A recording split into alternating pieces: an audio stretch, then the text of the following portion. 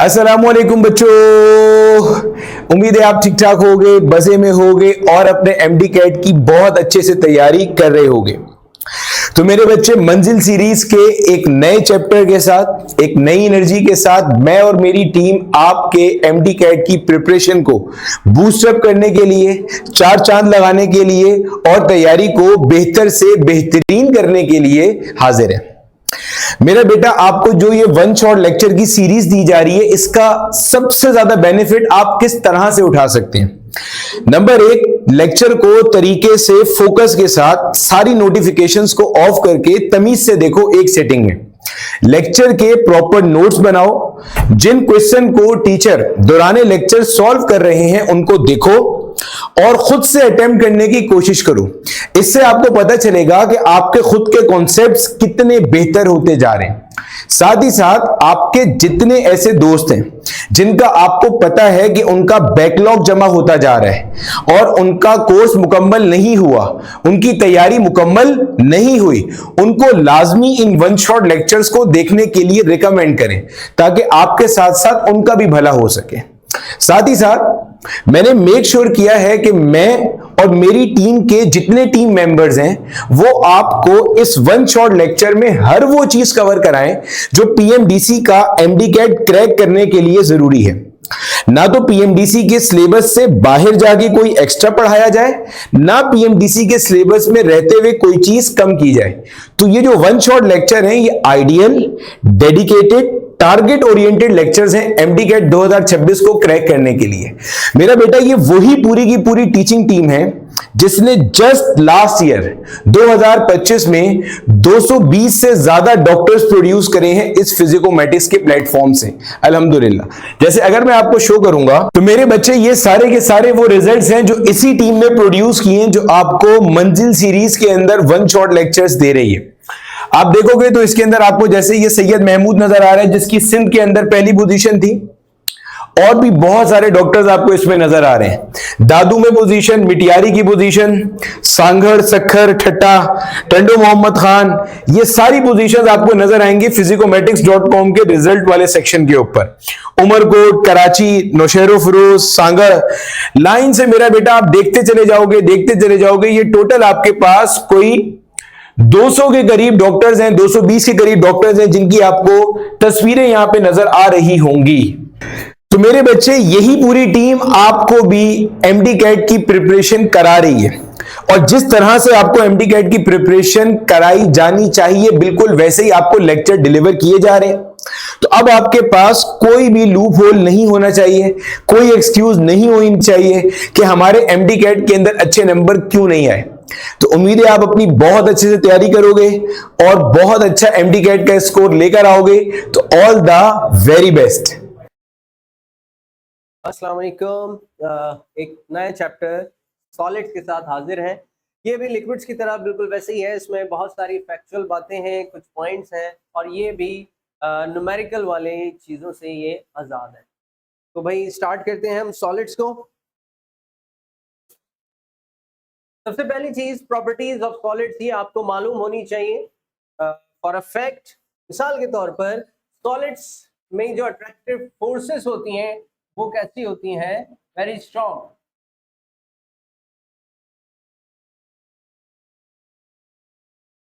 Solid के particles के दरमियान जो इंटरमॉलिक्यूलर फोर्सेस हैं वो बहुत ज्यादा होती हैं। जैसा लग रहा है ये कलर थोड़ा डिम है भाई, तो चेक कर लेते हैं। One is better.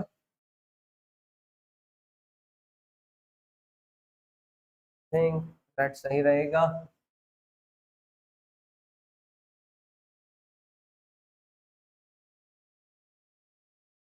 Strong intermolecular forces. अच्छा भाई, शेप की अगर बात करें तो ये बात हम पढ़ते हुए आ रहे हैं कि सॉलिड्स की जो शेप होती है वो डेफिनेट, वॉल्यूम, सॉलिड का जो वॉल्यूम होता है वो भी डेफिनेट होता है। रिजिडिटी, सॉलिड्स जाहिर है इनमें रिजिडिटी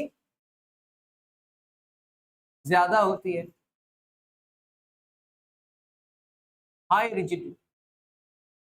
डेंसिटी की अगर बात करें, क्योंकि सॉलिड्स के अंदर इंटरमॉलिक्यूलर फोर्सेस ज्यादा होती हैं, जिसकी वजह से क्या होगा, पार्टिकल्स करीब आ जाएंगे तो वॉल्यूम कम हो जाएगा, और वॉल्यूम कम हो जाए तो डेंसिटी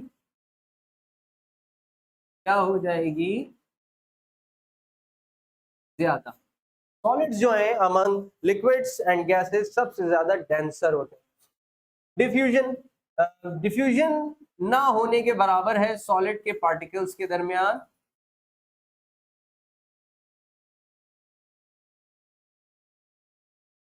कोलिजन, भाई क्योंकि सॉलिड के पार्टिकल्स कोई ट्रांसलेशनल मोशन नहीं है, पार्टिकल्स मूव करेंगे एक पोजीशन से दूसरी पोजीशन की तरफ तो टकराएंगे, तो कोई कोलिजन नहीं, नो कोलिजन। क्यों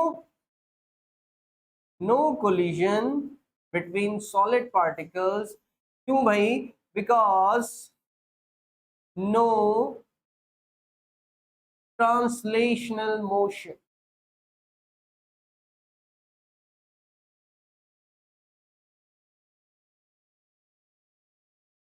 कंप्रेसिबिलिटी, कंप्रेसिबिलिटी क्या है कि जब कोई प्रेशर अप्लाई किया जाए तो पार्टिकल्स करीब आ जाए, तो नो इफेक्ट ऑफ प्रेशर, और वो इसलिए है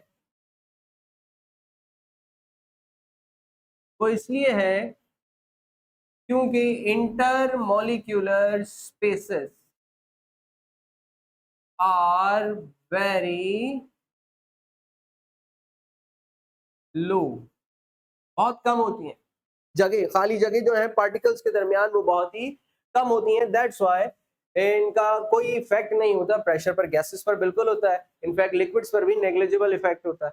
एक्सपेंशन, एक्सपेंड करेंगे भाई, एक्सपेंशन कब होगी? जब टेम्परेचर बढ़ाएंगे, टेम्परेचर को इंक्रीज करेंगे तो इंटरमॉलिक्यूलर फोर्सेस वीक होंगी, है ना।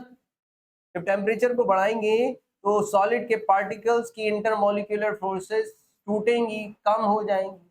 जब पार्टिकल्स की फोर्सेस टूटेंगी तो पार्टिकल्स फैलेंगे, वॉल्यूम क्या होगा, वॉल्यूम बढ़ जाएगा, वॉल्यूम बढ़ जाएगा तो एक्सपेंड हो जाएगा, ठीक है। वॉल्यूम बढ़ गया, एक्सपेंशन हो गई। मोशन, अच्छा भाई सॉलिड के पार्टिकल्स के अंदर ट्रांसलेशनल मोशन तो है ही नहीं, ठीक है।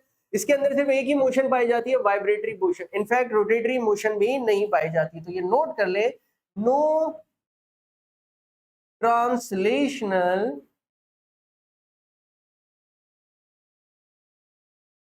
एंड रोटेशनल मोशन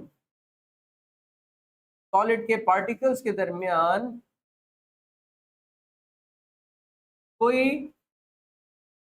तो ट्रांसलेशनल या रोटेशनल मोशन नहीं होती। सिर्फ और सिर्फ कौन सी होती है? ओनली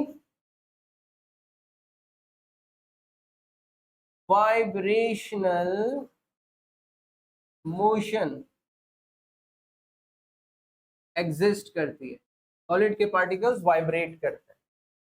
काइनेटिक एनर्जी, तो भाई इसके अंदर कोई वाइब्रेशनल काइनेटिक एनर्जी जैसे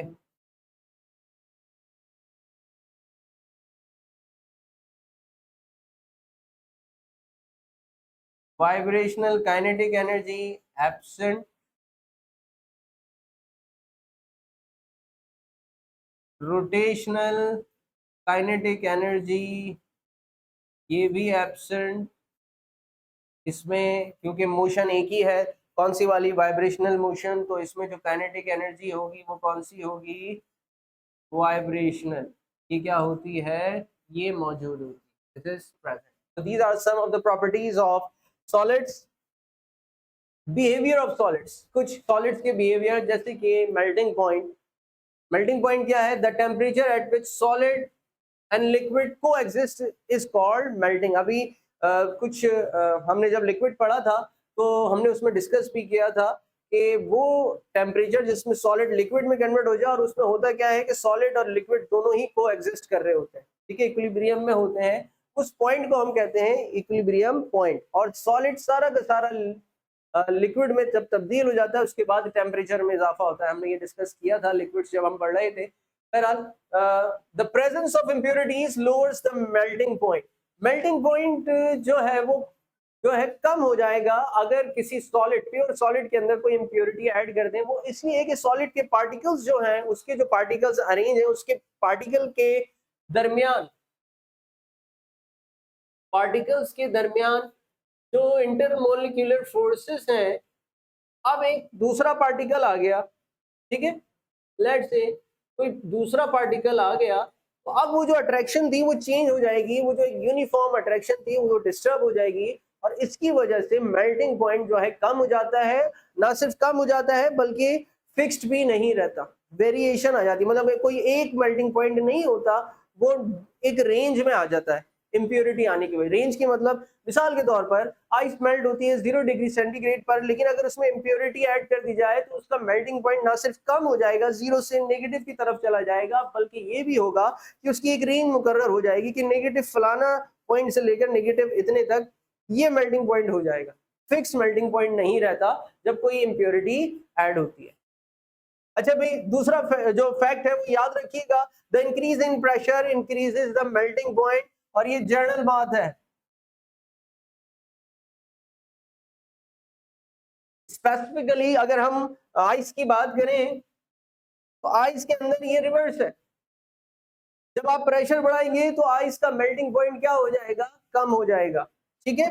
तो जनरली जो सॉलिड्स होते हैं उनका मेल्टिंग पॉइंट बढ़ जाता है जब आप उस प्रेशर को क्या करेंगे, बढ़ाएंगे, ठीक है।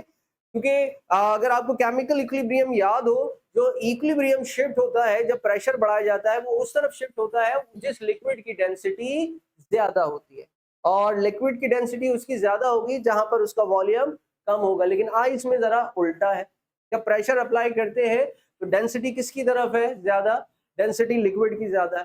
तो वो होता क्या है कि मेल्टिंग पॉइंट जो है आइस का क्या हो जाता है, कम हो जाता है। इसका रिवर्स है sublimation, the phenomena of conversion of solid directly into vapors on heating without passing through liquid phase is called sublimation। ये बात हम पहले भी डिस्कस कर चुके हैं कि सॉलिड डायरेक्टली कन्वर्ट हो जाए गैस फेज के अंदर विदाउट कन्वर्टिंग इनटू लिक्विड। इनकी एग्जांपल याद रखिएगा, ड्राई आइस। ड्राई आइस याद रखिएगा किसे कहते हैं, ड्राई आइस कहते हैं solid carbon dioxide. Iodine solid हो गया, कैम्फर, काफूर के नाम से आप जानते होंगे इसे। अच्छा भाई, हमारे पास जो सॉलिड्स हैं वो दो किस्म के होते हैं। एक ऐसे सॉलिड जिनके पार्टिकल्स प्रॉपरली यूनिफॉर्मली अरेंज होते हैं, ऐसे सॉलिड्स को हम कहते हैं क्रिस्टलाइन सॉलिड्स। और यही वजह है क्रिस्टलाइन सॉलिड्स की एक मखसूस ज्योमेट्री होती है, क्योंकि उनके पार्टिकल्स प्रॉपरली यूनिफॉर्मली अरेंज होते हैं। जबकि जो अमरफस सॉलिड्स होते हैं उनके जो पार्टिकल्स हैं वो रैंडमली अरेंज होते हैं, दैट्स व्हाई उनकी कोई मखसूस शेप नहीं होती। अब क्रिस्टलाइन सॉलिड्स और अमरफस सॉलिड्स में फर्क क्या है? क्रिस्टलाइन सॉलिड्स और अमरफस सॉलिड्स के अंदर फर्क ये है कि क्रिस्टलाइन सॉलिड्स की एक मखसूस ज्योमेट्री होती है, डेफिनेट ज्योमेट्री होती है। क्यों? क्योंकि इनके पार्टिकल्स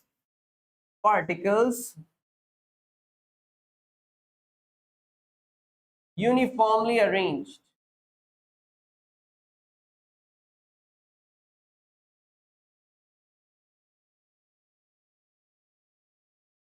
क्योंकि इनके पार्टिकल्स प्रॉपर्ली अरेंज नहीं हुए होते तो इनकी कोई मखसूस ज्योमेट्री भी नहीं होती।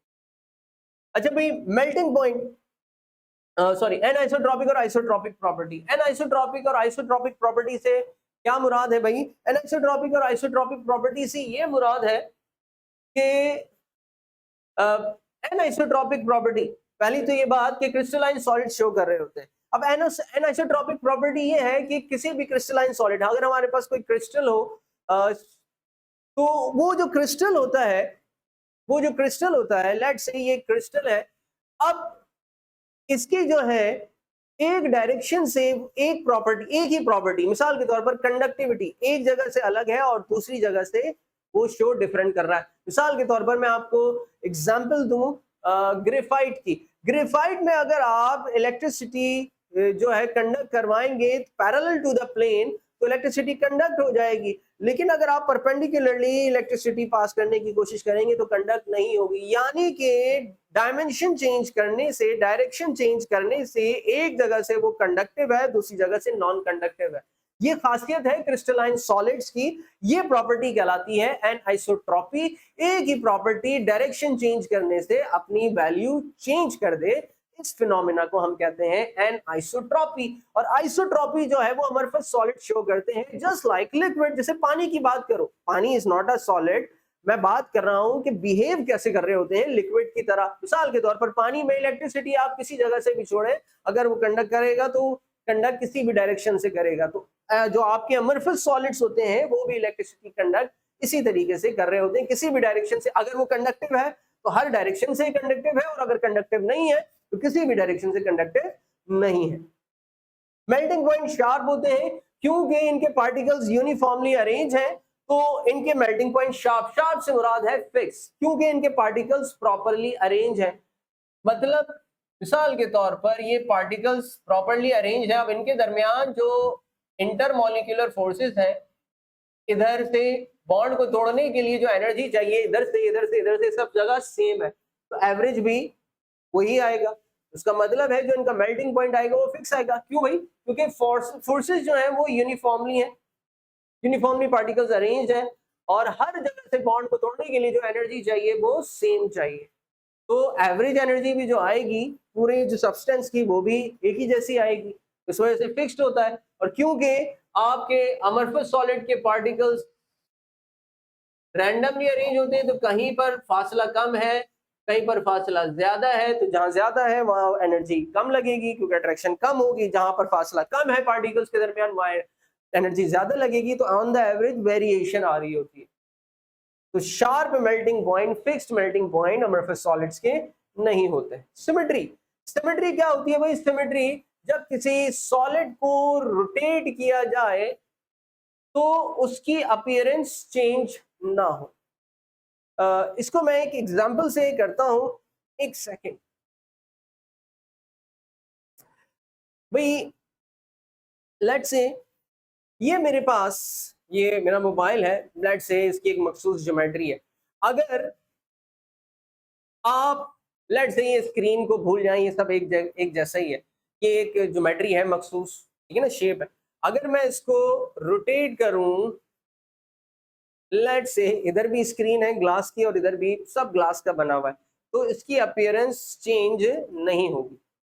रोटेट करें, इसकी अपीयरेंस चेंज नहीं होगी, ठीक है। तो जो क्रिस्टलाइन सॉलिड होता है उसके जो सिमेट्री पाई जाती है, क्योंकि एक मखसूस ज्योमेट्री है, अगर इसको रोटेट करें तो उसकी अपीयरेंस चेंज नहीं होगी, ठीक है, अपीयरेंस चेंज नहीं होगी। अच्छा जी, इसी तरीके से जो अमरफस सॉलिड होते हैं, क्योंकि उनकी ज्योमेट्री नहीं है तो उनकी अपीयरेंस जो है वो जाहिर है रोटेट करने से चेंज हो जाती है। क्लीवेज प्लेन, क्लीवेज प्लेन क्या होता है? जब किसी क्रिस्टल को हम कट करें ऐसे पॉइंट से कि वो इक्वल और आइडेंटिकल हाफ्स में डिवाइड हो जाए। मिसाल के तौर पर ये है, तो अगर मैं इसको यहां से अगर ऐसे कट करूं तो ये इक्वल और आइडेंटिकल हाफ्स में डिवाइड हो जाएगा, इधर से इक्वल और आइडेंटिकल हाफ्स में डिवाइड हो जाएगा, ऐसे इक्वल और आइडेंटिकल हाफ्स में डिवाइड हो जाएगा। तो ये जो कट है यहां से, ये जो प्लेन है that is called as cleavage plane. ये जो प्लेन है ये क्या कहलाएगा? Cleavage plane. अच्छा जी, वाटर ऑफ क्रिस्टलाइजेशन। अक्सर क्रिस्टलाइन सॉलिड्स में वाटर का मॉलिक्यूल एक स्टोक्सियोमेट्रिक रेशो के अंदर मौजूद होता है, उसकी वजह से उसकी कुछ प्रॉपर्टीज, स्पेशली कलर वगैरह भी उसकी वजह से आ रहा होता है। तो वाटर ऑफ क्रिस्टलाइजेशन की जो अमाउंट होती है वो मौजूद होता है इन स्टोक्सियोमेट्रिक रेशियो।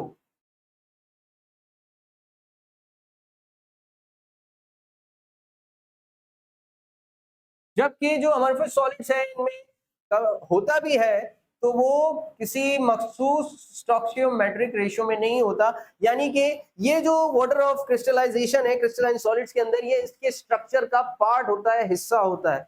ये जो है ये किसी खास स्टोक्सियोमेट्रिक रेशियो के अंदर नहीं होता, नॉट इन स्टोक्सियोमेट्रिक रेशियो। इसका मतलब ये है मिसाल के तौर पर एक सॉलिड है हमारा crystalline copper sulphate dot 5H2O CuSO4.5H2O। अब देखिए इसके अंदर जो वाटर ऑफ क्रिस्टलाइजेशन है उसके 5 वाटर के मॉलिक्यूल्स ही इसके अंदर मौजूद है। आई थिंक 5H2O होता है 7, बहरहाल जो 5H2O है या 7H2O व्हाटएवर, तो ये जो 5 वाटर के मॉलिक्यूल ही पाए जाएंगे किसके एक यूनिट के अंदर। ये रेशो जो है वो क्या है, वो फिक्स है। मिसाल के तौर पर ये मैंने आपको एग्जांपल दी। अच्छा जी, ये तो हो गई क्रिस्टलाइन और अमरफस सॉलिड्स के दरमियान डिफरेंस। इसके अलावा क्रिस्टलाइन सॉलिड्स को हम आइडेंटिफाई करते हैं तो उसमें कुछ खुसूसियात पाई जाती हैं। इसमें से चंद हम डिस्कस कर चुके हैं। मिसाल के तौर पर ज्योमेट्रिकल शेप, इनके मेल्टिंग पॉइंट शार्प होते हैं, इनके क्लीवेज प्लेन होते हैं, ये बात हम डिस्कस कर चुके हैं। हैबिट ऑफ अ क्रिस्टल, आदत। भाई देखिए चीनी का क्रिस्टल जो होता है क्यूबिकल होता है, आप उसे उसका सोल्यूशन बनाएं कंसंट्रेटेड और उसको फिर रिक्रिस्टलाइज करवाएं तो उसका हैबिट वही है कि वो उसी शेप में आएगा। तो the shape of a crystal in which a crystal usually grows, अपने इस कंसंट्रेटेड सॉल्यूशन में, सुपर सैचुरेटेड सॉल्यूशन में से जो क्रिस्टल ग्रो करता है वो अपनी वो जो मखसूस शेप है उसी में ग्रो करेगा और उसको हम कहते हैं habit of a crystal. Anisotropy भी हम डिस्कस कर चुके हैं। सिमेट्री, सिमेट्री होनी चाहिए, सिमेट्री को हम जरा और डिटेल में डिस्कस करेंगे। सिमेट्री क्या है, जैसे कि मैंने बताया जब क्रिस्टल को रोटेट किया जाए एट अ सर्टेन एंगल, इसकी अपीयरेंस चेंज ना हो, इसको हम कहते हैं सिमेट्री। अब सिमेट्री को हम 3 तरीकों से मालूम कर सकते हैं किसी भी क्रिस्टल की। एक जो सिमेट्री कहलाती है plane of symmetry. Plane of symmetry क्या है, the plane which divides the crystal into equal parts, वो प्लेन जो क्रिस्टल को इक्वल पार्ट्स में डिवाइड कर दे। मिसाल के तौर पर ये डायग्राम्स देखिए, तो ये क्रिस्टल है, इसको ये डायगोनली कट किया हुआ है, ये भी डायगोनली कट किया हुआ है, ये ऐसे लॉन्गिट्यूडनल किया है, ये ट्रांसवर्सल है। तो इस तरीके से इक्वल हाफ्स के अंदर इन्हें क्या किया हुआ है, डिवाइड किया हुआ है। ये कहलाता है प्लेन ऑफ सिमेट्री। दूसरी चीज जो है सिमेट्री के हवाले से वो कहलाती है axis of symmetry. Axis of symmetry क्या है, ये एक इमेजिनरी लाइन है, आप इमेजिन कर सकते हैं, on which the crystal can be rotated through 360 degree, किसी भी क्रिस्टल को हम रोटेट कर सकें। तो ये देखिए ये जो है इसका एक्सिस ऑफ सिमेट्री है और ये आप इमेजिन ही कर सकते हैं। इस तरीके से एक और जो है वो सिमेट्री का डिटर्मिनेशन होती है जिसे हम कहते हैं centre of symmetry. Centre of symmetry क्या है, this line intersects the surface of crystal at equal distance from either side. भाई ये जो है ये एक पॉइंट है और ये बीच में है, ये फ्रंट पे नहीं है, ये क्यूबिकल में बीच में मौजूद है ये पॉइंट।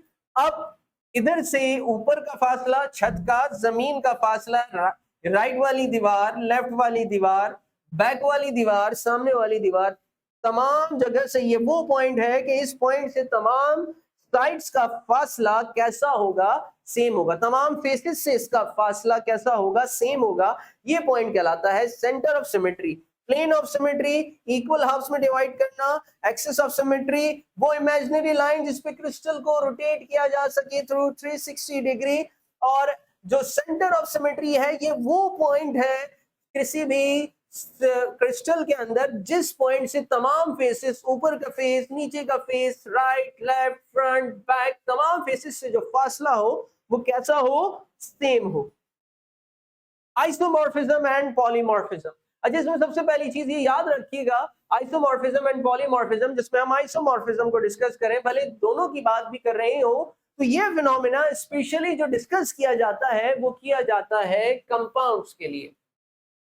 कंपाउंड क्रिस्टल्स, ऐसे क्रिस्टल्स जो डिफरेंट एलिमेंट से मिलकर बने, एलिमेंट वाले क्रिस्टल नहीं। मिसाल के तौर पर डायमंड सिर्फ और सिर्फ कार्बन है, ग्रेफाइट सिर्फ और सिर्फ कार्बन है, सल्फर, इसके रोम्बिक सल्फर, मोनोक्लिनिक सल्फर, ये इसके क्रिस्टल्स होते हैं, ये सल्फर है सिर्फ, ये एलिमेंट्स हैं। इनके लिए ये वाला जो है टर्मिनोलॉजी इस्तेमाल नहीं होती, ये टर्मिनोलॉजी स्पेशल इस्तेमाल होगी कंपाउंड्स के लिए जो डिफरेंट एलिमेंट से मिलकर बने। फिलहाल आइसोमॉर्फिज्म क्या है, आइसोमॉर्फिज्म मींस सेम। मतलब क्या है, मतलब ये है कि हमारे पास दो अलग अलग सब्सटेंसेस हैं, दो अलग अलग कंपाउंड्स हैं, क्रिस्टलाइन कंपाउंड्स हैं, लेकिन उन सब के मॉर्फोलॉजी स्ट्रक्चर कैसा है? सेम। दो डिफरेंट कंपाउंड क्रिस्टल फॉर्म के अंदर, और उनकी मॉर्फोलॉजी, उनका स्ट्रक्चर क्या है? Same. Phenomena in which different substances exist in same morphology structure, the substances are called as same morphology वाले, same structure वाले substances। मिसाल के तौर पर NaCl और MgO ये एक दूसरे के आइसोमॉर्फ्स हैं, ठीक है। NaCl एक अलग कंपाउंड है, केमिकल कॉम्पोजिशन इनकी कैसी है? डिफरेंट, लेकिन एक पैरामीटर जैसे कि हम कह सकते हैं इनकी मॉर्फोलॉजी वो कैसी है? सेम। इसके अंदर ये याद रखिएगा, ये नोटिस किया गया कि जो आइसोमॉर्फिक सब्सटेंसेस होते हैं इनके एटॉमिक रेशियो सेम होते हैं। मिसाल के तौर पर सोडियम और क्लोरीन में 1:1 का रेशियो है। इधर आप देखिए इन दोनों की मॉर्फोलॉजी सेम है, इनका भी रेशियो 1:1 है, एक मैग्नीशियम और एक ऑक्सीजन। इसी तरीके से सिल्वर नाइट्रेट और सोडियम नाइट्रेट ये भी आइसोमॉर्फ्स हैं, इनकी मॉर्फोलॉजी, इनका स्ट्रक्चर क्रिस्टलाइन सेम होता है, हालांकि केमिकली डिफरेंट है, लेकिन इनके एटॉमिक रेशियोज ये नोट किया गया ये सेम होते हैं, 1:1:3, एक सिल्वर, एक नाइट्रोजन, 3 ऑक्सीजन, एक सोडियम, एक नाइट्रोजन और 3 oxygen. Polymorphism, poly means many structures, एक ही बंदा है, एक ही क्रिस्टलाइन सब्सटेंस है, लेकिन उसकी मुख्तलिफ फॉर्म्स पाई जाएंगी। इस फिनोमिना को हम पॉलीमॉर्फिज्म कहते हैं। Phenomena in which a substance, एक ही substance can exist in more than one crystalline form.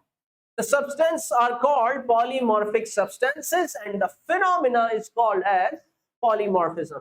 जैसे कैल्शियम कार्बोनेट की बात करें, ये calcium carbonate chemical composition polymorph की सेम होती है, क्योंकि कैल्शियम कार्बोनेट चाहे इसका ट्राइगोनल स्ट्रक्चर हो या ऑर्थोरोम्बिक स्ट्रक्चर हो, क्रिस्टलाइन कैल्शियम कार्बोनेट ही है।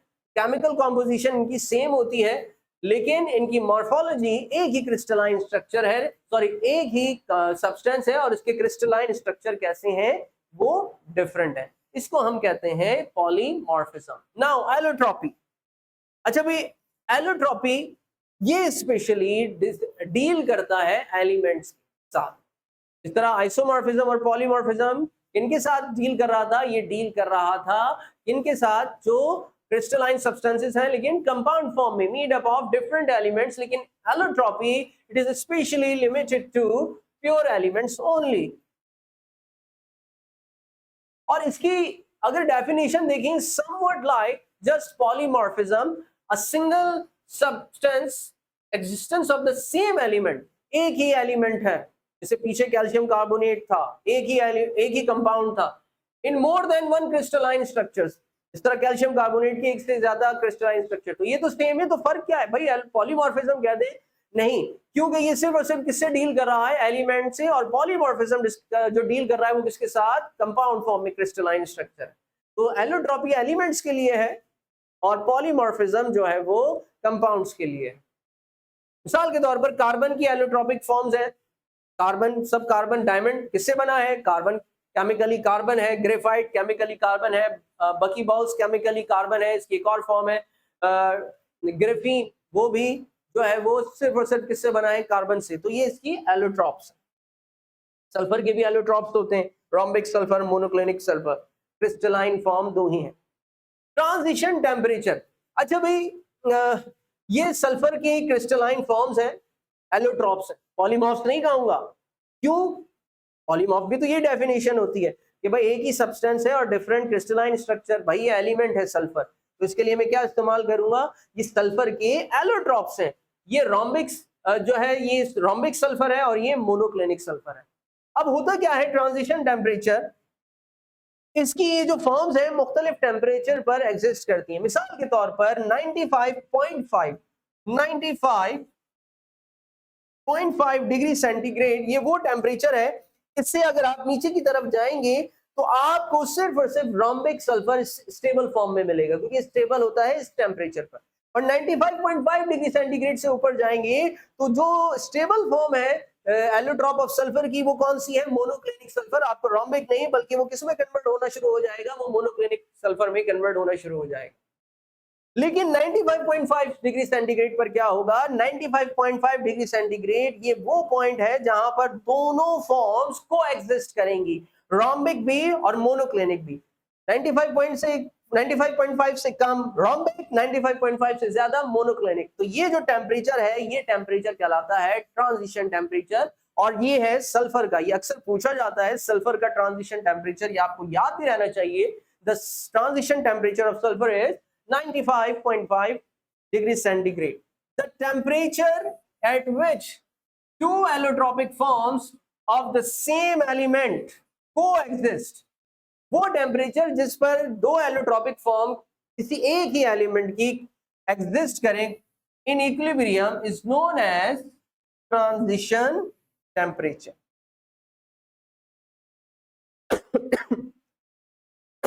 अच्छा जी, क्लासिफिकेशन ऑफ क्रिस्टलाइन सॉलिड्स। अच्छा जी, जो क्रिस्टलाइन सॉलिड्स हैं हमारे पास, डिपेंडिंग अपॉन उनमें नेचर ऑफ बॉन्डिंग कौन सी है, इस बुनियाद पर इन्हें चार कैटेगरी में कैटेगराइज किया गया है, जिनमें ionic solids, covalent solids, molecular solids और मेटालिक सॉलिड्स। मेटालिक सॉलिड्स को एटॉमिक सॉलिड्स भी कहा जाता है, ये भी याद रखिएगा। आयोनिक सॉलिड्स मतलब इसमें जो पार्टिकल्स होते हैं क्रिस्टल के अंदर वो क्या होते हैं?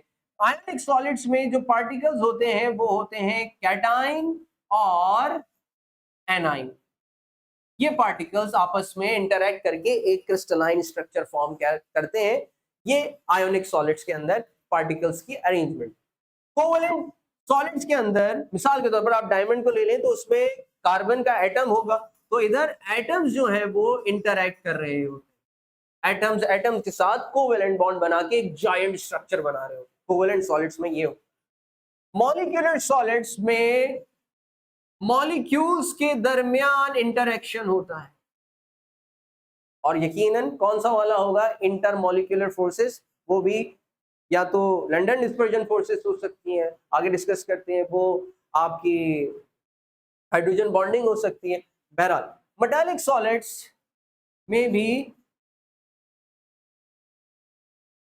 जो लैटिस पॉइंट्स होते हैं, आपको पता है मेटालिक सॉलिड की डेफिनेशन है कि जो न्यूक्लियस है वो कैटाइन के तौर पर बिहेव करता है, और उस इलेक्ट्रॉन के समंदर में जो है बिल्कुल ऐसा होता है जैसे आइसबर्ग जो है वो समंदर में तैर रहे हैं। तो आइसबर्ग क्या होता है? पॉजिटिवली चार्ज न्यूक्लियस कैटाइन, और जो सी होता है वो सी किस चीज का होता है? सी ऑफ इलेक्ट्रॉन्स। मेटालिक बॉन्डिंग की डेफिनेशन कुछ इस तरीके से दी जाती है कि जो इसके न्यूक्लियस होते हैं एटम्स, वो पॉजिटिवली चार्ज कैटाइन के तौर पर बिहेव कर रहे होते हैं, और क्योंकि मेटल्स के अंदर इलेक्ट्रॉन बहुत ज्यादा होते हैं तो बहुत सारे इलेक्ट्रॉन के अंदर ये न्यूक्लियस जो है वो तैर रहे हैं, जैसे कि आइसबर्ग इन सी। कैटाइन और sea of electrons. Forces of attraction, जाहिर चार्जेस हैं, इलेक्ट्रोस्टैटिक फोर्स ऑफ अट्रैक्शन।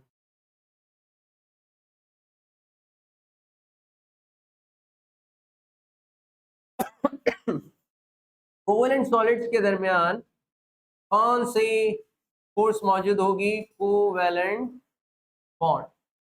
अच्छा, मॉलिक्यूलर सॉलिड्स में ये होती हैं वैंडर वाल फोर्सेस, वैंडर वाल्स फोर्सेस। अब ये वैंडर वाल फोर्सेस फर्दर कैटेगराइज हो सकती हैं। ये वैंडर वाल्स फोर्सेस ये फर्दर कैटेगराइज हो सकती हैं। ये हाइड्रोजन बॉन्डिंग हो सकती है,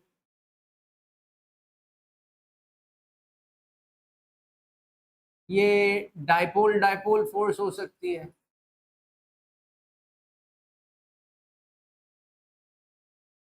ये लंदन डिस्पर्जन फोर्सेस हो सकती है।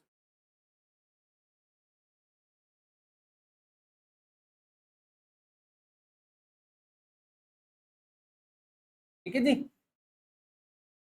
अच्छा जी, मेटालिक सॉलिड्स के अंदर जो बॉन्डिंग होगी वो कौन सी होगी? Forces of attraction, metallic bonding. Melting point, ionic solids के जो मेल्टिंग पॉइंट होते हैं वो मॉडरेट से लेकर, मॉडरेट भी हो सकते हैं और बहुत ज्यादा भी हो सकते हैं। क्योंकि कोवेलेंट सॉलिड, इनफैक्ट इन सब में सबसे ज्यादा मेल्टिंग पॉइंट कोवेलेंट सॉलिड्स का ही होता है, क्योंकि जायंट कोवेलेंट स्ट्रक्चर्स होते हैं तो इनके मेल्टिंग पॉइंट बहुत ज्यादा होते हैं। मॉलिक्यूलर सॉलिड्स, क्योंकि इनमें ये वैन वाल फोर्सेस पाई जाती हैं, क्योंकि वीक होती हैं, तो इनके मेल्टिंग पॉइंट जो होते हैं वो लो होते हैं। मेटालिक बॉन्डिंग, इनके मेल्टिंग पॉइंट भी जो होते हैं जनरली हाई होते हैं। इलेक्ट्रिकल कंडक्टिविटी, आयोनिक सॉलिड्स भाई नॉन कंडक्टिव है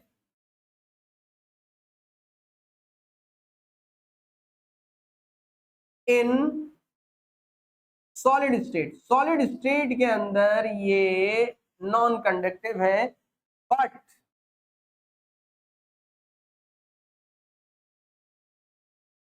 कंडक्टिव तब होंगे इन एक्वस, जब इन्हें पानी में डिसॉल्व कर दिया जाए, और मोल्टन फॉर्म, पिघली हुई फॉर्म में, तो ये इलेक्ट्रिसिटी कंडक्ट कर सकते हैं। सॉलिड स्टेट के अंदर पार्टिकल्स फिक्स्ड होते हैं, इनके इलेक्ट्रॉन लोकलाइज्ड नहीं। याद रखिएगा, इलेक्ट्रिसिटी कंडक्ट करने के लिए डी लोकलाइज्ड इलेक्ट्रॉन होने चाहिए। जैसे आपको मालूम है ग्रेफाइट कंडक्टिव इसलिए क्योंकि उसके पास डी लोकलाइज्ड इलेक्ट्रॉन होते हैं। मेटालिक बॉन्डिंग में कंडक्टिविटी इसलिए होती है क्योंकि उनके पास free electrons, delocalized electron होते हैं। आयोनिक सॉलिड्स के अंदर पार्टिकल्स के पास इलेक्ट्रॉन का जो ट्रांसफर हुआ है वो लोकलाइज्ड हो चुके हैं, फ्री इलेक्ट्रॉन्स नहीं है सॉलिड स्टेट के अंदर। That's why they cannot conduct electricity in solid state. Ionic compounds. Covalent solids, non-conductive.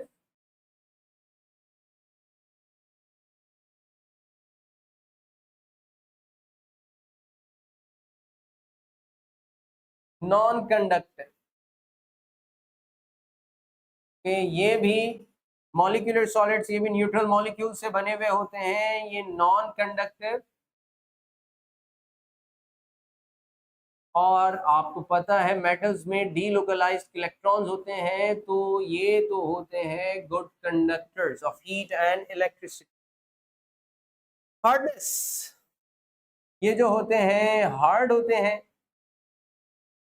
Covalent solids very hard, giant molecular structure है, इंटरमॉलिक्यूलर फोर्सेस इन तमाम में सबसे ज्यादा पाई जाती हैं। ये सॉफ्ट होते हैं, ठीक है। और मेटालिक सॉलिड्स सॉफ्ट भी हो सकते हैं और हार्ड भी हो सकते हैं। जैसे कि सोडियम मेटल है, सोडियम अल्कली मेटल्स के बारे में कहा जाता है, ये सॉफ्ट होते हैं, ठीक है। जैसे आयरन है, ये हार्ड मेटल है। एग्जाम्पल्स, मिसाल के तौर पर इसकी एग्जाम्पल है sodium chloride, magnesium oxide, potassium nitrate. These are the examples of ionic solids. Covalent solids आपका सिलिका हो गया, इसके जायंट कोवेलेंट स्ट्रक्चर होते हैं। ये कोवेलेंट सॉलिड से डायमंड हो गया, ठीक है जी। मॉलिक्यूलर सॉलिड्स आपकी ड्राई आइस हो गई, सॉलिड कार्बन डाइऑक्साइड आइस हो गई, ठीक है। आयोडीन सॉलिड हो गया। इनमें ये molecular solids. Metallic solid sodium हो गया, कॉपर हो गया, आयरन हो गया, ये एग्जांपल हो गई मेटालिक सॉलिड्स की। Factors affecting the shape of ionic solids. अच्छा भाई, electrostatic force of attraction. Electrostatic force of attraction जितनी ज्यादा होंगी, पार्टिकल्स आपस में ही उतने ज्यादा इंटरेक्ट करेंगे और एक यूनिट सेल के अंदर उतने ही पार्टिकल्स ज्यादा पैक हो पाएंगे। तो ये डिपेंड करता है इलेक्ट्रोस्टैटिक फोर्स ऑफ अट्रैक्शन से। तो ये पैकिंग किस किस्म की होगी, ये इलेक्ट्रोस्टैटिक फोर्स ऑफ अट्रैक्शन अगर बहुत स्ट्रांग होगी तो पार्टिकल्स क्लोज आ जाएंगे और क्लोज पैकिंग हो सकती है। दूसरा जो फैक्टर है जिसकी बुनियाद पर, हाँ, और ये ज्यादा बेहतर पैरामीटर है जो शेप के ऊपर इफेक्ट करता है, और वो है रेडियस रेशियो। क्योंकि आपको पता है कैटाइन की जो साइज होती है वो कम होती है और एनाइन की साइज जो होती है वो ज्यादा होती है। तो कितने एनाइन के बीच में कैटाइन आएगा, अगर छोटा कैटाइन है तो इनको आपस में टकराना भी नहीं है और रिपेल भी नहीं करने, इस तरीके से इन्होंने सेट होना होता है। तो ये रेडियस रेशियो पर डिपेंड करता है कि इनकी शेप क्या होगी। मिसाल के तौर पर ये आपको याद होना चाहिए कि बॉडी सेंटर्ड क्यूबिक जो शेप होगी आयनिक सॉलिड्स की वो कब होगी, अगर रेडियस रेशियो क्या है 0.732 एंड अबव। और रेडियस रेशियो क्या है, basically it is the ratio of cation, radius of cation and radius of anion। इसके नतीजे में जो रेशियो आएगा अगर उसकी वैल्यू इस रेंज में है तो वो ये वाली शेप इख्तियार करेगा। अगर 0.41 से लेकर 0.732 है तो वो शेप ऑक्टाहीड्रल या क्यूबिक हो सकती है। 0.22 से लेकर 0.41 होगा तो शेप टेट्राहीड्रल हो सकती है, और अगर इस रेंज में है तो ये शेप ट्रायंगुलर हो सकती है। तो ये वैल्यूज आपको याद होनी चाहिए, और इसका अगर आप एक साइड याद कर लें तो ये रेंज आपको पता है कहाँ से कहाँ सेट होती है। ठीक है, ये 0.73 एंड अबव। तो अगले जो है 0.414, तो जो लास्ट होगा रेंज वो क्या होगी, इससे ऊपर वाली। ये 0.22 ये वाली रेंज, इससे ऊपर वाली। इस तरीके से आप इसको याद कर सकते हैं। तीसरी चीज जो आयोनिक सॉलिड्स के शेप पर असरअंदाज होती है वो है कंडक्टिविटी। मिसाल के तौर पर जो आयोनिक सॉलिड्स हैं जब पानी में डिसॉल्व किया तो अपनी शेप खो देते हैं। तो कैसे खो देते हैं, because high dielectric constant of water. Dielectric constant of water क्या है, बेसिकली डाई इलेक्ट्रिक कांस्टेंट क्या है, किसी भी सब्सटेंस की वो सलाहियत कि वो क्या करे, उसमें से इलेक्ट्रिक फील्ड को पास ना होने दे। मतलब मिसाल के तौर पर सोडियम क्लोराइड है, इन सोडियम क्लोराइड ये पॉजिटिव होता है, नेगेटिव, इनके दरमियान ये electric force, electrostatic force of attraction है। जब इसे पानी में डिसॉल्व किया जाता है तो पानी इनके बीच में आ जाता है। मतलब पानी की ये खासियत है क्योंकि पोलर है, तो वो क्या करता है, वो डाई इलेक्ट्रिक कांस्टेंट वाटर का काफी ज्यादा होता है। तो ये जो इलेक्ट्रोस्टैटिक फोर्सेस हैं जो इनके दरमियान जो है वो पास हो रही है, ये वाटर इनको बीच में आके इंटरप्ट करता है, ये इलेक्ट्रोस्टैटिक फोर्स ऑफ अट्रैक्शन खत्म होना शुरू हो जाती हैं और ये आपस में अलहदा हो जाते हैं। तो क्रिस्टलाइन स्ट्रक्चर अपनी शेप खो देता है। तो ये कब होगा, जब हमारे पास ऐसा कोई सब्सटेंस मौजूद हो जिसका डाई इलेक्ट्रिक कांस्टेंट बहुत ज्यादा हो।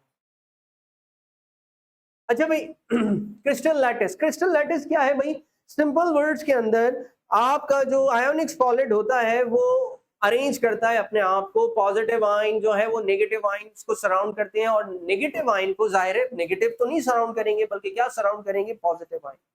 तो इसके नतीजे में एक लैटिस जाल बनता है जिसके अंदर आप ऑब्जर्व करेंगे कि हर नेगेटिव को पॉजिटिव ने और हर पॉजिटिव को नेगेटिव ने घेरा हुआ है।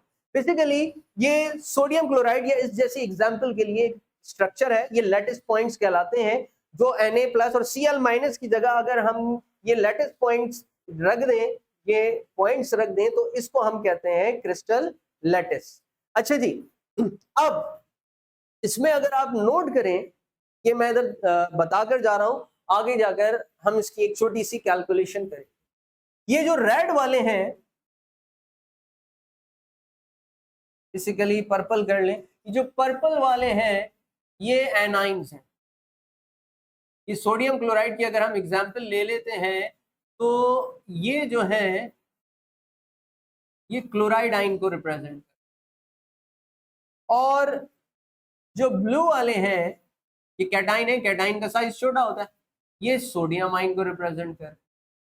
ठीक है, तो इधर अगर आप नोट करें, मिसाल के तौर पर मैं फोकस करवाता हूं, ये इस बीच वाला सोडियम आयन देखें, इसके ऊपर फोकस करें। इसको मैं मिटा दूंगा क्योंकि मुझे और भी चीजें बतानी। इसको कितने क्लोराइड आयन ने घेरा हुआ है, 1 2, ठीक है, 3 4, ओके, इसको इधर ये 5 और ये 6। इन सिंपल वर्ड्स के जो सोडियम आयन है ऊपर और नीचे क्लोराइड आयन, इसके राइट और लेफ्ट पे क्लोराइड आयन, इसके सामने और बैक पे क्लोराइड आयन। तो एक सोडियम आयन को 6 क्लोराइड आयन ने घेरा हुआ है। तो सोडियम का कोऑर्डिनेशन नंबर क्या निकला, 6। कितने लोगों से ताल्लुकात है, कोऑर्डिनेशन है 6 लोगों से। And vice versa chloride ion का भी यही हाल है, हर क्लोराइड आयन को 6 सोडियम ने घेरा होता है। तो सोडियम क्लोराइड में जो कोऑर्डिनेशन नंबर होता है सोडियम और क्लोराइड का, दोनों का ही क्या होता है, 6। एक सोडियम आयन का ताल्लुकात जो होते हैं, जो कोऑर्डिनेट कर रहा होता है वो 6 क्लोराइड आयन से, और हर क्लोराइड आयन कितने सोडियम आयन से कोऑर्डिनेट कर रहा होता है, 6 सोडियम आयन से। ठीक है, तो कोऑर्डिनेशन नंबर 6 निकलता है। अच्छा जी, इसके अलावा जो एक बात मुझे इधर बतानी थी वो ये है बेटा कि इधर हमारे पास जो क्लोराइड आयन है उसकी जो पोजीशन है, उसकी जो पोजीशन है वो दो किस्म की, ये एमसीक्यूज में पूछी जा सकती है। इस लैटिस में उसकी दो पोजीशन है। अगर आप देखें, ये ऊपर का फेज है, ये सेंटर में मौजूद है ना, ये आपका क्लोराइड है। ऊपर के फेस में भी सेंटर में मौजूद है। ये इस तरफ का फेस है, इधर भी ये क्लोराइड आयन एक तो सेंटर में मौजूद है, ठीक है। ये सामने का फेस है, इधर भी जो है वो आपका ये सेंटर में मौजूद है। इस तरफ वाले फेस में भी ये सेंटर में मौजूद है, नीचे ग्राउंड पर भी ये सेंटर में मौजूद है। तो एक पोजीशन जो है क्लोराइड आयन की वो कौन सी है, वो है फेस सेंटर्ड। याद रखिए, क्यूब में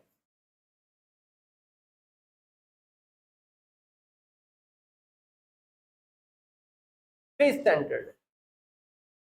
अच्छा जी, दूसरी जो पोजीशन है,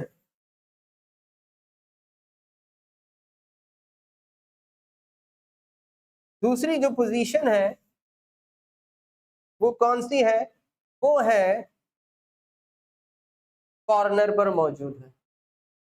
हर फेस के कॉर्नर पर भी मौजूद है, एक तो फेस सेंटर में मौजूद है और हर फेस के कॉर्नर पर भी मौजूद है। तो क्लोराइड आयन की दो पोजीशन है, एक फेस सेंटर्ड है और एक कहाँ मौजूद है, कॉर्नर में, ठीक है।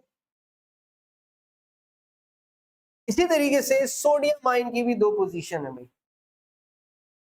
सोडियम आयन की पोजीशन आप ये देखें, ये कॉर्नर नहीं है।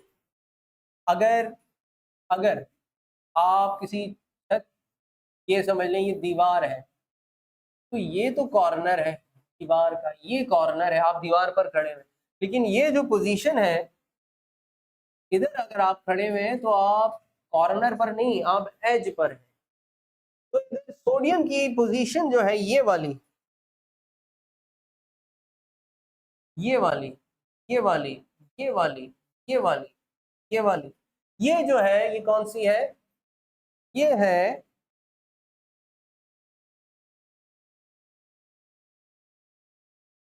एज पर मौजूद है।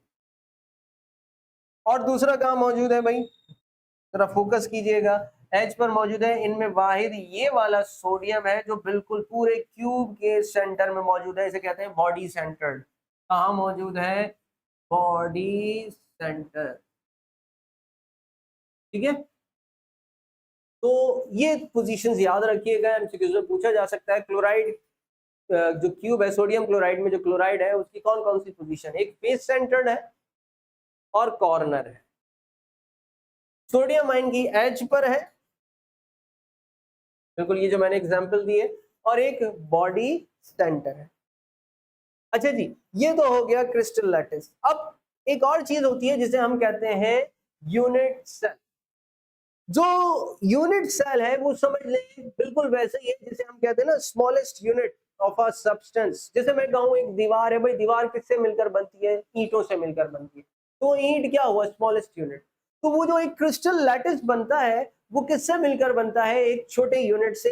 उससे छोटा यूनिट एग्जिस्ट नहीं करता, वो यूनिट मिलते चले जाएंगे बिल्कुल ब्लॉक की तरह, तो एक लैटिस डेवलप होगा। इधर देखें हाईलाइट भी हुआ है, ये एक यूनिट सेल है, फिर एक यूनिट सेल, फिर यूनिट सेल, यूनिट सेल, और फिर इस तरीके से ये अरेंज होते चले जाते हैं और क्रिस्टल लैटिस बनता है। ये कहलाता है यूनिट सेल, जो पूरे लैटिस को रिप्रेजेंट कर रहा होता है। जो रेशियो इधर होगा, जो प्रेजेंटेशन इधर होगी, वही प्रेजेंटेशन पूरे लैटिस में होगी। यानी कि ये जो यूनिट सेल है ये पूरे लैटिस को क्या कर रहा होता है, रिप्रेजेंट कर रहा होता है।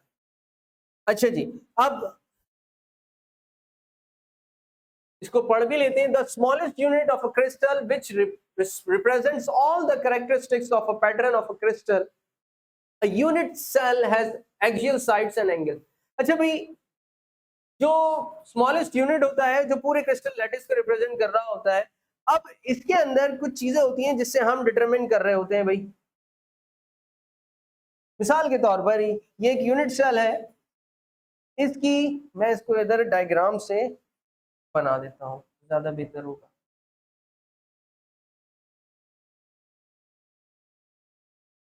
मैं क्यूब बना रहा हूं, एक्सियल साइड्स और एक्सियल एंगल दिखाना।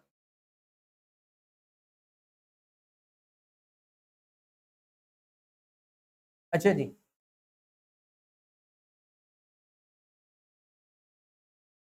ये जो साइड है, ये साइड या इधर कह लें ये वाली साइड, ये ए कहलाती है, ठीक है। ये जो है ये साइड ये बी कहलाती है और ये जो साइड है ये सी कहलाती है।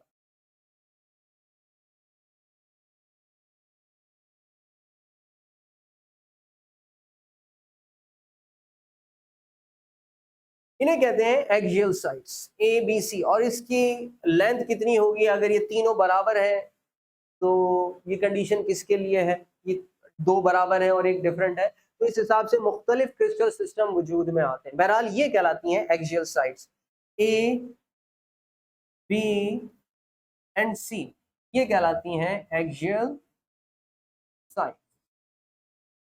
अब इनमें एक्सियल एंगल्स भी होते हैं। अब एक्सियल एंगल्स क्या होते हैं भाई? एक्सियल एंगल्स जो है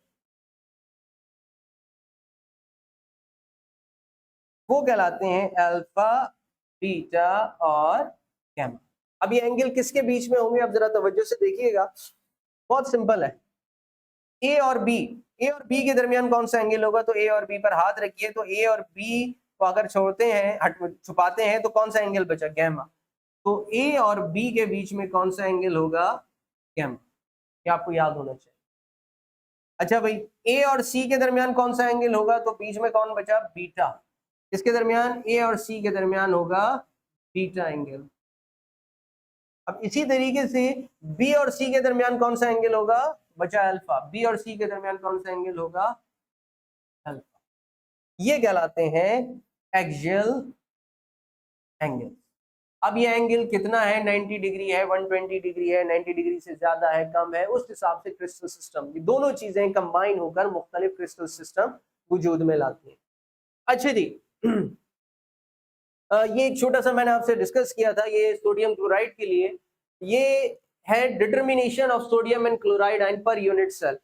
भाई देखिए, ये वाली डायग्राम में ये यूनिट सेल है और इस यूनिट सेल के अंदर ये क्लोराइड आयन है और ये सोडियम आयन। तो सोडियम आयन और क्लोराइड आयन कितने होंगे ये हम मालूम कर सकते हैं। तो भाई कैसे मालूम कर सकते हैं? थोड़ी तवज्जो इधर दीजिएगा भाई।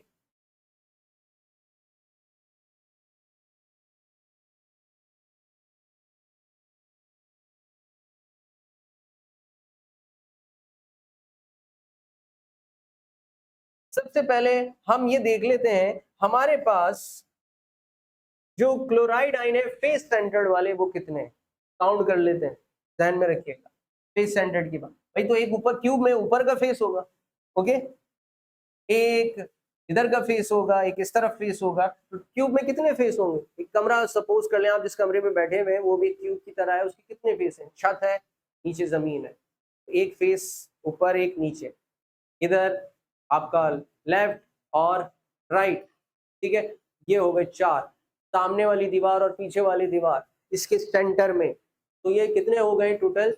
6। तो क्लोराइड आयन जो है फेस सेंटर्ड कितने हैं? क्लोराइड आयन फेस सेंटर्ड है 6, ओके। इसी तरीके से जो कॉर्नर पे हैं वो कितने हैं? जो कॉर्नर पर हैं वो कितने हैं? एक कॉर्नर, दो कॉर्नर, 3, 4, 5, ये हो गया आपका कॉर्नर 6, ये हो गया 7, ये हो गया 8। बिल्कुल ऐसे ही है, ये 4 कॉर्नर क्यूब के, ये कॉर्नर, ये कॉर्नर, ये कॉर्नर। इसको मैं आगे वाले डायग्राम में आपको दिखाता हूँ और भी ज़्यादा। ये कॉर्नर है, ये कॉर्नर है, ये कॉर्नर है, ये कॉर्नर है, ये कॉर्नर है, ये कॉर्नर है, ये कॉर्नर है, ये कॉर्नर है और ये कॉर्नर है। तो टोटल 8 हो गए, ठीक है। तो जो क्लोराइड आयन कॉर्नर पर मौजूद है वो कितने हैं? 8 मौजूद। अच्छा, अब आ जाते हैं सोडियम पर। एज पर कितने सोडियम मौजूद हैं, तो एज भी हम वो वाज़े डायग्राम है उधर से अंदाजा लगाते हैं। तो भाई इधर होगा, ये एज है, ये एज है, ये एज है, ये एज, 4 हो गए।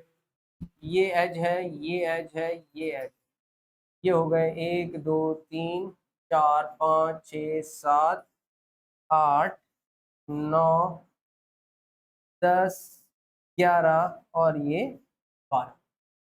तो हमारे पास एज पर जो सोडियम मौजूद है वो कितने हैं, 12। ठीक है, ध्यान में रखिएगा भाई। और बॉडी सेंटर्ड, पूरी बॉडी के सेंटर में सिर्फ एक ही है। तो ये वाली कैलकुलेशन, एज पर सोडियम 12 है, बॉडी सेंटर में 1 है, फेस सेंटर्ड 6 है और कॉर्नर वाले क्लोराइडाइन 8 है। ये बात जहन में रखते हुए आगे पहुंचते हैं। अच्छा भाई, एक चीज याद रखिएगा, इधर मैं एक छोटा सा टेबल बना देता हूं। लोकेशन ऑफ पार्टिकल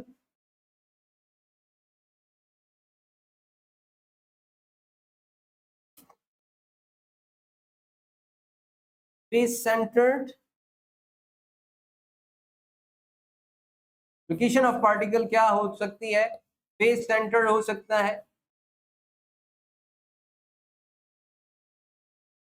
कॉर्नर पर हो सकता है जैसे क्लोराइडाइन की सिचुएशन में था। अच्छा, और आपका एज पर हो सकता है, ठीक है, और बॉडी सेंटर्ड हो सकता है।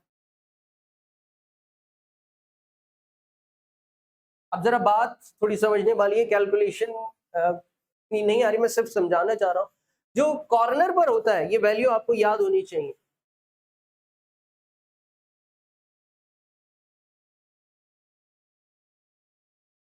Fraction present in unit cell, fraction present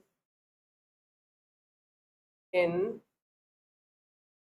unit cell. अच्छा भाई, इसका कितना फ्रैक्शन मौजूद होता है जो फेस सेंटर्ड होता है। अब देखिए भाई, ये फेस सेंटर्ड है, ये फेस सेंटर्ड है। अब इस लैटिस के अंदर, इस क्यूब के अंदर इसका कितना पार्ट मौजूद है, तो भाई देखिए, अब इसका कुछ हिस्सा बाहर होगा, कट कर दें बाहर वाला हिस्सा, तो इसका 1/2 हिस्सा समझ लें। बॉल समझ लें, एक बॉल इधर लगी हुई है, बॉल का आधा हिस्सा बाहर है, आधा क्यूब के अंदर है। तो अगर हम इसका कितना हिस्सा क्यूब के अंदर है, वो 1/2 है। तो फेस सेंटर्ड का जो फ्रैक्शन मौजूद होता है वो कितना मौजूद होता है, 1/2। कॉर्नर वाले का कितना होता है, कॉर्नर पर एक बॉल लगी हुई है। अब कॉर्नर वाले का वैसे मैं आपको बता देता हूं, इसका कितना होता है, 1/8। अगर आप देखें ये जो पोर्शन है, छोटा सा टुकड़ा है, अगर आपके पास बॉल हो या सेब हो, तो अगर आप उसको कट करें तो ऊपर से कट करें, ऊपर से भी कट होगा, फ्रंट से भी कट होगा और इधर से भी कट होगा। तो पहले कट से तो आधा हो जाएगा, दूसरे कट से 1/4 हो जाएगा और तीसरे कट से उसका भी आधा हो जाएगा, 1/8। पहला कट जब लगेगा, लेट सपोज यहां से बॉल को कट करा, जब बॉल होती है उसको जब कट करेंगे तो वो आधी हो जाएगी। वो जो आधी बॉल को मजीद कट करेंगे, यहां से कट करेंगे, क्योंकि हमने देखना है इस क्यूब के अंदर इसका पोर्शन कितना है, तो उसका भी आधा करेंगे तो उसका 1/4 बचेगा, और फिर मजीद कट करेंगे तो कितना बचेगा, 1/8। तो 1/8 पार्ट मौजूद होता है। इन सिंपल वर्ड्स याद रखिएगा, कॉर्नर वाले पे जो मौजूद होते हैं क्यूब के अंदर, उनका कितना पोर्शन मौजूद होता है, 1/8। जो एज वाले होते हैं उनका कितना पोर्शन मौजूद होता है। अब देखिए, ये एज वाला मौजूद है, ये एज वाला मौजूद है। अब ये पूरी एक बॉल है एज पर मौजूद, अब इसको ऊपर से कट करें, ये क्यूब से बाहर है और इधर से भी बाहर है, तो पहला कट आधा हो गया और दूसरा कट 1/4 हो गया। तो एज पर जो होता है वो 1/4 होता है, और बॉडी सेंटर में तो पूरा क्यूब के अंदर ही होता है, तो पूरा एक का एक बॉडी सेंटर में मौजूद होता है। ये वाली बात, पूरा का पूरा इसके अंदर मौजूद है, तो ये एक ही है। अच्छा जी, तो हमें जो याद रखना है वो ये याद रखना है, फेस सेंटर्ड का कितना फ्रैक्शन मौजूद होता है सेल में, हाफ। कॉर्नर वाले जो होते हैं उनका 1/8 और एज का 1/4 और बॉडी सेंटर्ड का 1। अब इसको अप्लाई कर देते हैं हम सोडियम क्लोराइड के ऊपर। तो अगर आपको याद हो, मैं रिकॉल कर देता हूं। सेंटर वाला क्लोराइड आयन, कितने टोटल क्लोराइड आयन मौजूद थे जो सेंटर में मौजूद थे? 6 फेस होते हैं क्यूब के, तो 6 मौजूद। कॉर्नर पे कितने थे? 8, ये मैंने कैलकुलेट करके बताया था, ये पूरे 8 मौजूद। एज पर कितने थे सोडियम? टोटल 12 थे, ये मैंने इस वाले डायग्राम में आपको करके बताया था। अच्छा, अब आ जाए, एक क्लोराइड आयन कितना है? 1/2 इसका हिस्सा होता है, 1/2 इसका हिस्सा होता है, मल्टीप्लाई बाय, और फेस सेंटर्ड वाले कितने थे टोटल? 6। 2 1 जा 2, 2 3 जा 6, ठीक है, इसका आंसर आ गया 3। कॉर्नर वाले, कॉर्नर वाले कितने थे? कॉर्नर वाले 8 थे, अगर आपको याद हो। 1 2 3 4 5 6 7 8, इतनी लंबी कैलकुलेशन नहीं करनी, जाहिर है आपको मैं समझा रहा हूँ इसलिए लंबी हो रही है। टोटल 8 है। ये दोनों पोजीशन किसके लिए थी? क्लोराइड के लिए। ये हो गया 1, 3 + 1 टोटल हो गया 4, यानी कि एक यूनिट सेल में कितने क्लोराइड आयन मौजूद होंगे? 4। एच, एच वाले सोडियम, सोडियम की बात हो रही है। ये जो स्टोरी है ये वाली, ये किसकी है? ये सोडियम की है। यहां से यहां तक, कॉर्नर को हटा के, एज और बॉडी सेंटर्ड। सोडियम जो थे वो कितने थे भाई? सोडियम जो थे वो कितने थे? वो थे 12 एज पर जो मौजूद थे। 4 1 जा 4, 4 3 जा 12, और बॉडी सेंटर्ड में पूरे इसमें एक ही मौजूद था, तो एज इट इज 1 था। टोटल कितना हो गया? 4। तो एक यूनिट सेल में 4 सोडियम होंगे और 4 क्लोराइड होंगे। ये बात डिफरेंट है कोऑर्डिनेशन नंबर से। एक सोडियम को 6 क्लोराइड से कोऑर्डिनेट हुआ होता है, 6 क्लोराइड आयन ने घेरा होता है, और एक क्लोराइड को 6 सोडियम ने घेरा होता है। लेकिन एक यूनिट सेल में कितने सोडियम और क्लोराइड आयन मौजूद होते हैं? तो 4 सोडियम आयन और 4 क्लोराइड आयन मौजूद होते हैं। यू कैन काउंट, ये जो है सोडियम आयन 1 2 3 4, और आपके क्लोराइड आयन 1 2 3 4। तो एक यूनिट सेल के अंदर 4 सोडियम आयन 4 क्लोराइड आयन होते हैं। ये बात आपको याद होनी चाहिए, ये बात आपको मालूम होनी चाहिए। एक्सियल साइड्स और एक्सियल एंगल क्या होते हैं, आपको ये मालूम होना चाहिए कि जो फेस सेंटर्ड होता है उसका कितना हिस्सा हमेशा मौजूद होता है? उसका 1/2 हिस्सा मौजूद होता है सेल के अंदर, उसकी फ्रैक्शन। कॉर्नर वाले की 1/8, एज वाले की 1/4। ये एमसीक्यूज में पूछा जा सकता है, असल में ये बात आपने ध्यान में रखनी। लैटिस एनर्जी, भाई जब कोई आयोनिक सॉलिड उसके जो बनता है तो वो कैसे बनता है? जब उसके गैसियस आयन मिलते हैं।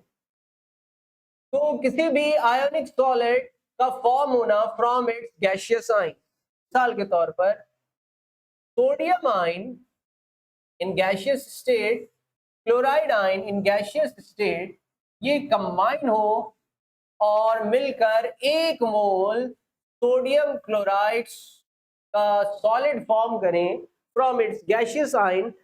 इसमें जो एनर्जी रिलीज होती है, याद रखिएगा ये लैटिस एनर्जी हमेशा होती ही नेगेटिव है। इसमें जो एनर्जी रिलीज होती है that energy is called as lattice energy. इसका रिवर्स भी हो सकता है। जब 1 मोल सोडियम क्लोराइड सॉलिड को हम ब्रेक करें तो वो किसमें टूट जाए? 1 मोल sodium and 1 mole chloride ion के गैसियस आयंस बन जाए, तो उसमें जो एनर्जी दी जाएगी, सारे लैटिस को जब तोड़ेंगे तो एनर्जी दी जाएगी, that energy is called as lattice energy. दोनों तरीकों से आप डिफाइन कर सकते हैं। अच्छा, लैटिस एनर्जी जो है वो 2 चीजों पे डिपेंड करती है, चार्ज पर और साइज ऑफ आयन पर। मिसाल के तौर पर lattice energy decreases with the increase in, lattice energy decreases with the increase in size of cation और एनाइन। कैटाइन या एनाइन का साइज बढ़ेगा तो लैटिस एनर्जी जो है वो कम हो जाएगी। उसका प्रूफ ये है, मिसाल के तौर पर सोडियम फ्लोराइड और पोटेशियम फ्लोराइड, अब दोनों में फ्लोराइड तो सेम साइज का है, लेकिन सोडियम और पोटेशियम में आपको पता है ग्रुप 1A में सोडियम ऊपर है और पोटेशियम नीचे, इसका साइज छोटा है और इसका साइज बड़ा है। तो सोडियम का साइज छोटा होने की वजह से इसकी एनर्जी जो है, जो आयोनिक कंपाउंड बना 923 किलो जूल पर मोल लैटिस एनर्जी, और पोटेशियम फ्लोराइड के लिए 821, साइज बड़ा था। तो इधर से क्या नतीजा निकला, इधर से ये नतीजा निकला कि lattice energy is inversely related to size of ion. अब कैटाइन हो या एनाइन, साइज जितना छोटा होगा लैटिस एनर्जी उतनी ज्यादा होगी। It is also affected by charge on ion. Charge जितना ज्यादा होगा लैटिस एनर्जी इतनी ज्यादा होगी। भाई चार्ज जितना ज्यादा होगा इंटरेक्शन उतनी ही ज्यादा होगी। और साइज का क्यों होता है भाई, साइज छोटे होंगे तो पार्टिकल ज्यादा टाइटली पैक्ड होंगे, छोटे साइज वाले कंपेरेटिव टू बड़े साइज वाले। तो साइज छोटा होगा तो उतने टाइटली पैक्ड होंगे और उतनी ही ज्यादा बॉन्डिंग स्ट्रॉन्ग होगी, तो जाहिर है बॉन्ड को तोड़ने के लिए एनर्जी भी ज्यादा चाहिए होगी। इसी तरीके से चार्ज ज्यादा होगा तो अट्रैक्शन ज्यादा होगी, बॉन्ड को तोड़ने के लिए एनर्जी ज्यादा चाहिए होगी। तो इधर से हम ये कह सकते हैं lattice energy is directly proportional to charge on ion. अब मिसाल के तौर पर ये बेरिलियम फ्लोराइड है, बेरिलियम का चार्ज होता है +2, ये लिथियम फ्लोराइड है, लिथियम का +1। दोनों फ्लोराइड है तो सो इनका जो चार्ज होगा वो सेम होगा, इनका कोई इंपैक्ट नहीं है। अब बेरिलियम फ्लोराइड की जो लैटिस एनर्जी है वो 3595 किलोजूल पर मोल, और लिथियम फ्लोराइड जिसका चार्ज +1 है उसकी एनर्जी है 1036 किलोजूल पर मोल। तो क्या नतीजा निकला, चार्ज जितना ज्यादा होगा लैटिस एनर्जी भी उतनी ही ज्यादा होगी। तो ओवरऑल समराइज करें, आयोनिक सॉलिड जिनका साइज छोटा होगा और चार्ज ज्यादा होगा उनकी लैटिस एनर्जी बहुत ज्यादा होती है। Ionic solid with smaller lattice energy, जिनकी लैटिस एनर्जी कम होगी और ग्रेटर हाइड्रेशन एनर्जी होगी। हाइड्रेशन एनर्जी जब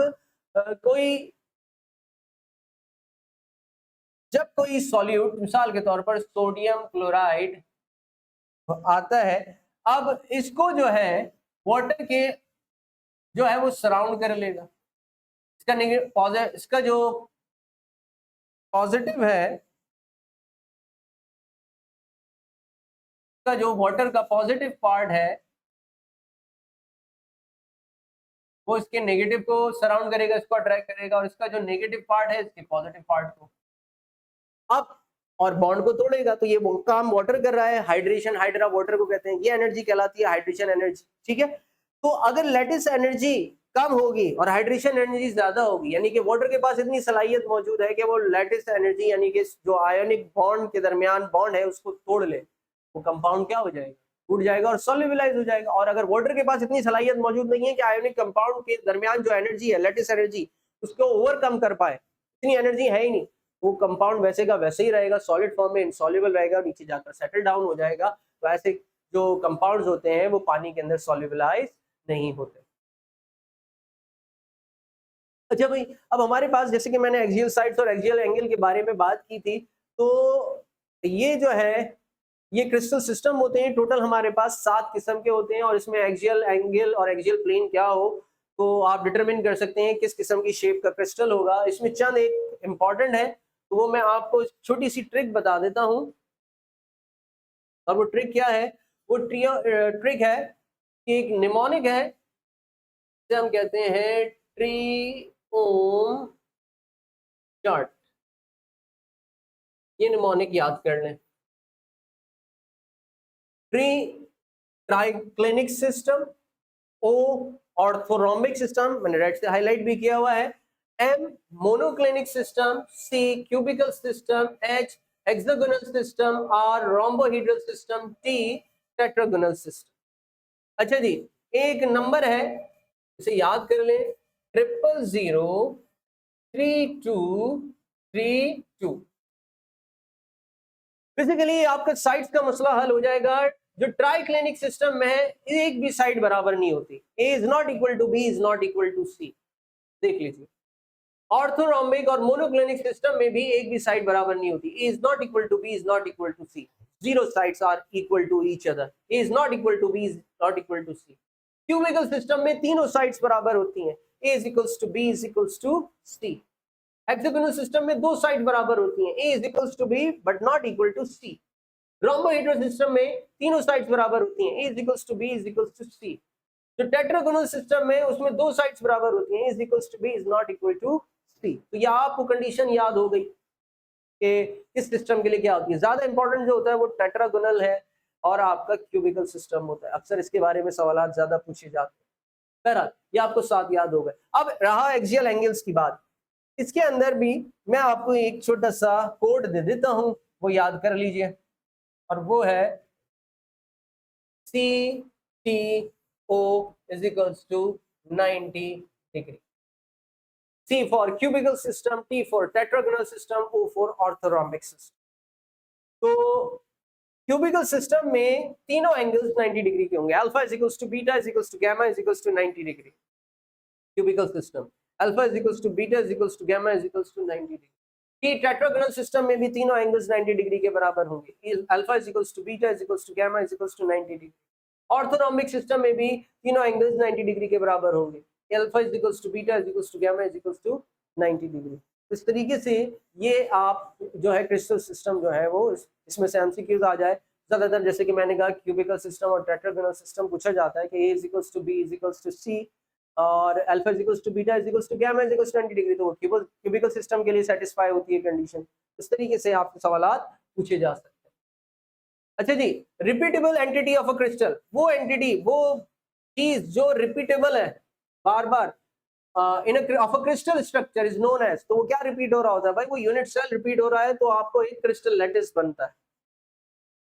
Amorphous substances possess no definite geometry, बिल्कुल ऐसा ही है। No definite heat of fusion, no sharp melting point, definite नहीं होता इनका, वेरिएशन होती है, रेंज में होता है। तो तीनों बातें correct. The allotropic forms of an element are called allotropes। वाले सवाल आते हैं, फैक्ट्स हैं बहुत सारी चीजें। The phenomena in which a compound exists in two compound exist in two or more crystalline form is called, भाई एलोट्रोपी नहीं हो सकता तो क्या होगा? एक कंपाउंड एक से ज्यादा फॉर्म में पाया जा रहा है, इसको हम कहते हैं पॉलीमॉर्फिज्म। आइसोमॉर्फिज्म पॉलीमॉर्फिज्म कंपाउंड के लिए है, एक सब्सटेंस और बहुत सारी forms, polymorphism. Transition temperature is shown by which of the following pairs? Isomorphs and polymorphs, isomorphs and allotropes and polymorphs. अच्छा भाई, अब आइसोमॉर्फ्स तो है ही केमिकली डिफरेंट सब्सटेंसेस, ठीक है, एलोट्रोप जरूर शो करते हैं, लेकिन पॉलीमॉर्फ एक ही कंपाउंड है और उसकी डिफरेंट फॉर्म्स हैं, तो बिल्कुल इसकी डिफरेंट फॉर्म्स के दरमियान इक्विलिब्रियम हो सकता है, ट्रांजिशन हो सकती है। बेसिकली ये फिनोमिना एलोट्रोप्स भी शो कर सकते हैं और पॉलीमॉर्फ इसलिए क्योंकि पॉलीमॉर्फ क्या होते हैं? एक ही सब्सटेंस की डिफरेंट फॉर्म्स, तो उसका एक टेम्परेचर पर एक फॉर्म होगी, दूसरे टेम्परेचर पर दूसरी फॉर्म हो सकती है, तो पॉलीमॉर्फ में बिल्कुल ये फिनोमिना पाया जा सकता है। Ionic solids are characterised by low melting point, high vapour pressure. Low melting point तो नहीं होता, हाई वेपर प्रेशर कैसे होगा भाई? मैं सॉलिड्स हैं और इनकी इंटरमोलिकुलर फोर्सेस स्ट्रांग है, तो इनका वेपर प्रेशर बहुत ही कम होगा। Good conductivity in solid state, ये भी गलत, ये भी गलत। Solubility in polar, low melting point भी नहीं होते, सॉल्युबिलिटी शो करते हैं इन पोलर सॉल्वेंट्स, बिल्कुल। सोडियम क्लोराइड पानी में डिसॉल्व हो जाता है। Which solids are called true solids? भाई याद रखिएगा, क्रिस्टलाइन सॉलिड्स को ट्रू सॉलिड्स कहा जाता है। Which ionic solid has highest lattice energy? भाई देखिए, लैटिस एनर्जी साइज और चार्ज दोनों पे डिपेंड करती है। अब लिथियम, फिर होता है सोडियम, फिर होता है पोटेशियम, और फिर दूसरा ग्रुप है उसमें बेरिलियम होता है और इसमें होता है मैग्नीशियम। अच्छा, अब जरा फोकस कीजिए, लिथियम, इसका साइज सबसे छोटा होगा, है ना, इसका साइज इससे बड़ा होगा, इसका साइज इससे बड़ा होगा, इन तीनों में जीत तो इसकी हुई। अच्छा, दूसरी बात, इस तरफ आप मूव करेंगे तो साइज क्या होता है? वो और कम होता है। याद रखिएगा, पीरियोडिक टेबल में लेफ्ट से राइट मूव करेंगे तो साइज छोटा होगा, तो ये साइज इससे छोटा होगा और ये इससे कंपैरेटिवली थोड़ा बड़ा होगा, थोड़ा सा मुकाबला है, लेकिन इसके ऊपर चार्ज भी क्या है? +2। तो इन तीनों में तो ये जीता और इसमें और इसमें मैग्नीशियम जीत गया, क्योंकि लगभग साइज जो होगा वो सेम होगा, लेकिन चार्ज इसका ज्यादा होगा और चार्ज ज्यादा होगा उसकी लैटिस एनर्जी ज्यादा होगी। करेक्ट ऑप्शन ये वाला होगा। Which of the following intermolecular forces are present in solid iodine? Solid iodine, iodine जो है एक नॉन पोलर मॉलिक्यूल है, नॉन पोलर मॉलिक्यूल होने की वजह से इसमें लंडन डिस्पर्जन फोर्सेस पाई जाएंगी। Okay, Which of the following is not amorphous solid? जो इनमें से कौन सा है जो अमरफस सॉलिड नहीं है? भाई तो टेबल सॉल्ट तो क्रिस्टलाइन सॉलिड है, ग्लास, ग्लू, रबर, ये जो है सारे अमरफस सॉलिड्स की कैटेगरी में आते हैं, पार्टिकल्स प्रॉपर्ली अरेंज नहीं होते। Transition temperature of sulphur is, ये इसीलिए बताया था 95.5 degree centigrade. Which atomic solid is good conductor of electricity? Sulphur, diamond, iodine, तो भाई कॉपर मेटल है, मेटल जो होते हैं वो गुड कंडक्टर होते हैं इलेक्ट्रिसिटी। अगर हाँ ग्रेफाइट होता तो ग्रेफाइट भी कंडक्टिव हो सकता था। बहरहाल, when an element exist in more than one crystalline forms, an element है भाई, और एलिमेंट है तो उसके लिए फिनोमेना यूज होता है एलोट्रॉपी का। अ सॉलिड में be made up of atom का भी बना हो सकता है।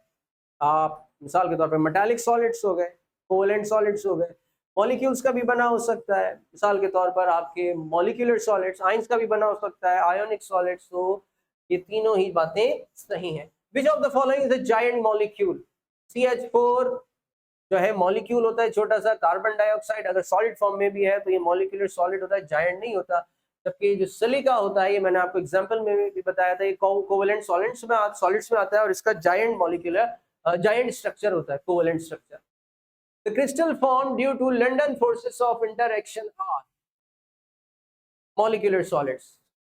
आयोनिक बॉन्डिंग होगी आयोनिक सॉलिड्स, कोवेलेंट बॉन्डिंग होगी कोवेलेंट सॉलिड्स, मेटालिक बॉन्डिंग होगी, और अगर लंडन डिस्पर्जन फोर्सेस मौजूद होंगे और हाइड्रोजन बॉन्डिंग भी हो सकती है भाई, तो वो भी इसी कैटेगरी में आएगा मॉलिक्यूलर सॉलिड्स के अंदर। The number of chloride ions per unit cell of a simple cubic lattice, जो मैंने बताया था, तो वो यूनिट सेल में कितने क्लोराइड आयन होते हैं? 4 क्लोराइड आयन मौजूद होते हैं भाई।